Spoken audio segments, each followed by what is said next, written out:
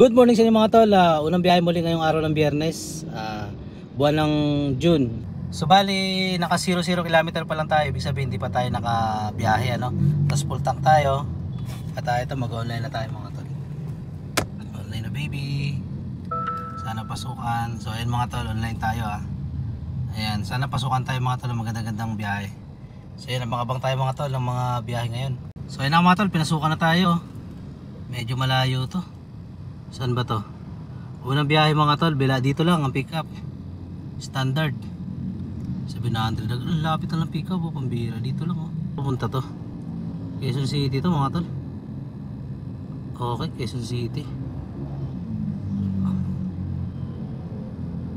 Quezon City mga tol, dito banda Santa Quiteria. Punta na natin. Mga tol, unang natin ngayon, unang biyahe ngayong Biyernes. At ito na nga, nasa 797 po. Atin na po yun. Lapit na lang pick up nasa 160 meters lang, dito lang. So bali nagkarwas kasi ako ng sasakyan bago ako bumiyahe. Ang dumi kasi ng sasakyan mga tol. Hindi kasi po pwede at uubra yung mga madumi sa sasakyan tapos papasada ka dito sa Grab. Dapat talaga malinis kasi nire-report po kasi ng pasahero yan at nire-rate. Kapag nire-report tayo ng pasahero, tayo rin magkakaroon ng problema. So magkakaroon tayo ng mandatory training. Abala po yun. So kailangan bilang TNVS driver dapat talaga maayos ang ating sasakyan, walang mga bangga at dapat malinis. So yung mga tol, dito tayo. 8:40 na mga tol, bali 26.1 km na yung takbo natin at yung gas natin na nabawas So bali nakababa na yung pasahero natin at 797 po yung akin. Kapag din-drop off natin yan ay nasa 1,056 mga tol. So ang laki tingnan natin. Bali 800 pala sa akin dito 3 piso na lang, 800 na. So ayan. So 1,056 mga tol ang kanyang kasama ang top up. So confirm ko na. So bali ang kagandahan ng mga tol, habang may pasahero pa tayo at pinasukan na ulit tayo ng booking mga tol, 219 sa atin cash standard. At ang pick up niya ay 310 meters lang papunta ng East Avenue, Quezon City mga tol. So punta na natin, game. 10:30 na mga tol at naibaba na natin yung ating pasahero mga tol. Pabira tong daanan na to, okay. Ganito ang reality sa mga TNVS driver mga tol, mga Grab driver na mga kasama ko, na hindi lahat ng dadaanan natin maayos ang kalsada. Meron talagang mga ganitong area masisikip, sira yung kalsada, lubak-lubak, may mga kanal-kanal. So ayun mga tol, tingnan natin ang ginita ngayon. Ginita natin ay nasa 3 booking 1,535. So ayun mga tol, dito na tayo sa drop off location at 1,535 na tayo.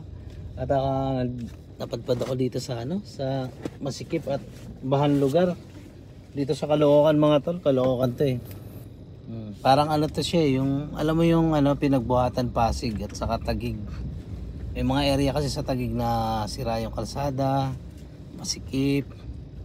Naku po, may mga ganun talaga mga tol. Kaya sa mga kapwa ko dyan o kaya sa mga inspired dyan na papasok pa lang dito sa pagiging TNVS driver, ganito po ang mararanasan nyo po ito. Kaya sa mga hindi pa masyadong magaling mag-drive tapos sasaba kayo sa mga ganitong area, magkikipot, masisikip, lalo na sa mga talipapa. Naku po, dati nung nag-uumpisa pa lang ako, grabe ang kaba ko, walang pinaglagyan. Yung kaba ko walang pinagkaiba dun sa alam mo yung kapag dadaan ako ng Metro Manila na 'di ba sobrang dami nang uhuli doon, may mga enforcer. Walang pinagkaiba mga tol, grabe. 35 AM na. So mga tol, dito tayo sa may Caloocan Tabi tayo ng ano ba to, Clean Fuel. So bali pinasukan na tayo ng booking. 557 sa akin. At pick up niya ay 1.5 km, 8 minutes ang itatagal sa pick up. So tropa natin kagrupo natin yan. Si shoutout nga pala kaya Alinito pre ayun Alito Gabariero. Yan, tropa natin yan. So naka-headset ako pre. So ayun, punta na natin ating passengers. 1.5 km ang layo niya. 53 na mga tol. So bali kulang-kulang alas 11, alas 12, So kulang-kulang 2 oras mga tol ang ginugol natin. Bakit? So dumating tayo doon sa pick up location 10:51, tapos bali na pick up natin siya mga 10:55. So ngayon ang oras na ay 12:53 na mga tol, mag-aalauna na. So lumalabas, i-drop muna natin ano. Naka ano to mga tol, naka saver. So 728 ang kanyang bill, kasama yung top up mga tol. So ano natin, confirm cashless. So ayan, bali kinita na natin yung araw na to ay nasa 2,092 mga tol. So 1,000 na lang pwede na tayo ano. So off ko muna yung saver mga tol. Off muna natin. So ngayon ang gagawin natin ngayon ay mag-set destination tayo mga tol. Maaga pa naman set destination tayo ng Calamba. So may dalawa pa kasi tayong set destination Ayan ayun. So ang gagawin natin, hanap po natin ng mga kainan dito. So maraming opportunity mga tol 112. Hanap po natin ng mga kakainan dito mga tol. Okay mga tol, papalitan natin ng set destination papunta ng Rizal. Ayan, punta tayo ng Rizal mga tol, baka kasi mag-aalauna na So pagpunta ng Rizal, sure ball yan, may palong red yan pabalik. So try natin pa Rizal mga tol. Wait lang, Calamba na lang natin mga tol ano? Gulo ko talaga. Saan na ba yung Calamba?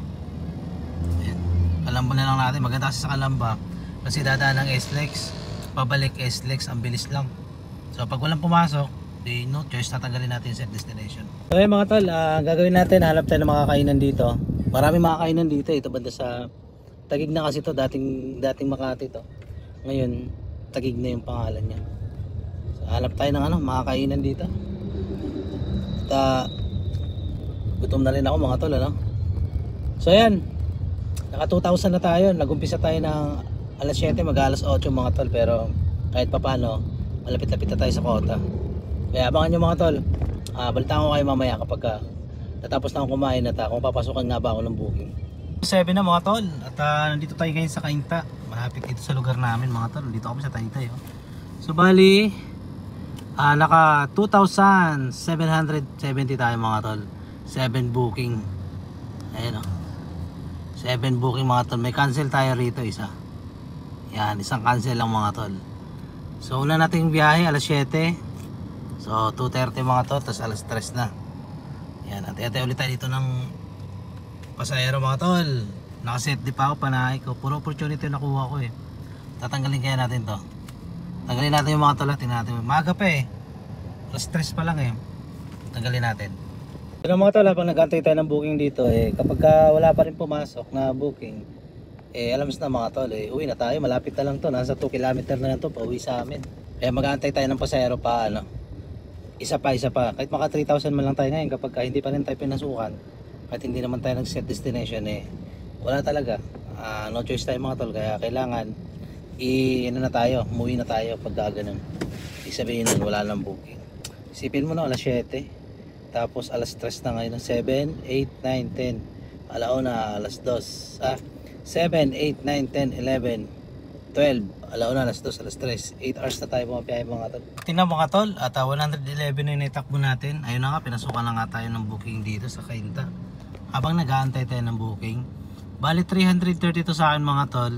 At ang drop off niya ay saan ba to? Okay, sa BGC mga tol. Punta na natin, Brotherhood. 2.9 km 19 minutes ang itatagal. So ayun, punta na natin to. So mga tol, talagang medyo medyo maano yung natin, booking natin mga tol. Malalayo yung pick up, pero okay lang yung mga tol, walang problema dyan basta may booking. Kaysa naman tumambay tayo ng matagal kaysa naman tumambay tayo dyan sa gilid ng matagal, mauubos yung oras natin. Yung iba kasi mga driver, kaya medyo inaalat minsan sa biyahe kasi nga tumatambay doon sa gilid, nagkipagkwentuhan o kaya naman nag-i-scatter, nag-ML. So ganun mga tol, madalas nakikita ko mga nagkukumpulan nagkukwentuhan. So walang mangyayari, mauubos ang oras mo nun. Bukod sa mauubos ang oras mo, anong oras ka na rin makakauwi nun pagka ganun. Kaya wala, pagka ganun nakikita kayo may mga nagkukumpulan dyan, layo kayo dun, layo kayo sa kanila. Ganun ang diskarte ko mga tol. Focus ako sa biyahe. Ayan, nakikipag-usap lang ako kapag ano, sa mga kagrupo ko lang yun, sa mga ano dyan, sa mga naghahanap ng grupo dyan na exclusive lang to sa mga Grab driver ano. Naghahanap ng grupo dyan, PM nyo lang ako sa aking Facebook page, Tong Beats Official mga tol. Usap tayo dun at pwede ko kayo sali sa grupo namin. So yun mga tol, nandito na tayo sa BGC at naibaba na natin ang ating passengers. Ayan na. So magsiset din na tayo, ginita natin update. So naka 3,102. Yummy. Kaya gagawin natin ngayon mga tol ay magbababa. Ay, pasensya na kayo. So ngayon mga tol, ang gagawin natin ngayon ay mag-set destination na tayo pa uwi. Hindi man lang natin nagamit ang ating set destination mga tol. Ayan o. Dalawa pa rin ang ating set destination no? Ayan o. At alas 4 na po at 120 km na po ang naitakbo natin. So set din na tayo ng SM Angono. So ayan, antay tayo ng booking mga tol. Sana makakuha tayo ngayon. So nakaano tayo ngayon ano? Ngayong Friday 20 ng June. Ayun may pumasok agad mga tol, may pumasok. Saan mapunta to? Saan mapunta to? Saan to? St. Luke. Wait. Saan pupunta ito? Papasig. Magkano? 219, pwede na to. PWD mga tol. Dito na sa Pasig mga tol, pwede na to, kunin na natin to. Kaysa naman magtambay tayo ng matagal. Game, kunin na natin. Mga tol, kagandahan lang dito sa Grab.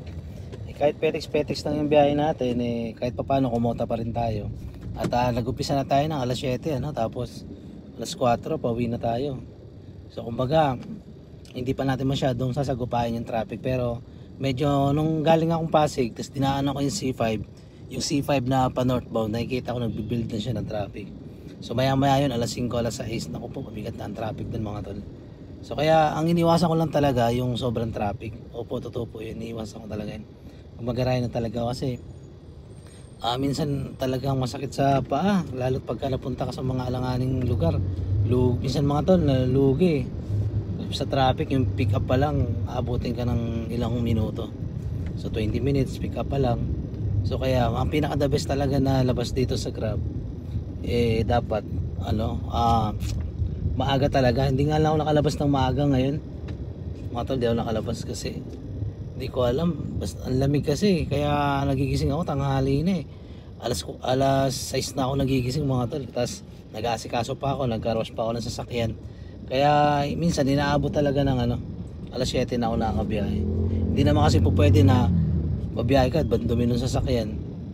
Pangit yun, baka ma-report ka ng pasahero nun. 5:41 na mga tol at naibaba na natin ang ating passengers at ang naitakbo na natin ay 132.2 km mga tol. So nagpatay na ako ng apps, malapit na ako sa amin, dito na ako mga tol So bali ang kinita natin mga tol ay nasa 3,600 mga tol, ayun So nagumpisa tayo ng 10 booking mga tol. Ngayong June 20 Friday mga tol. Grabe ang traffic dito sa Pasig.